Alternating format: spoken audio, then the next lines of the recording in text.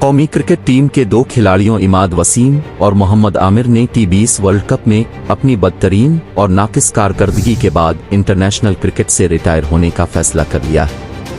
Express news के जराये का कहना है कि मोहम्मद आमिर और इमाद वसीम पाकिस्तान की तरफ से अपना आखिरी मैच अल्फलैंड के खिलाफ खेलकर रिटायरमेंट का ऐलान कर देंगे। T20 वर्ल्ड कप से कबल रिटायरमेंट वापस लेने वाले दोनों खिलाड़ियों की बड़े इवेंट में कारकर्दगी तवक्कुआत के मुताबिक नहीं रही और न ही उन्होंने ऐसा कोई कारनामा सरअंजाम दिया जो कौमी टीम की फतह का बाइस बना हो। जराये का कहना है कि दोनों क्रिकेटर्स की जानिब से जल्द रिटायरमेंट का बाकायदा ऐलान किया जाएगा और फिर इसे के बाद आमिर इमाद सिर्फ लीग क्रिकेट खेलेंगे।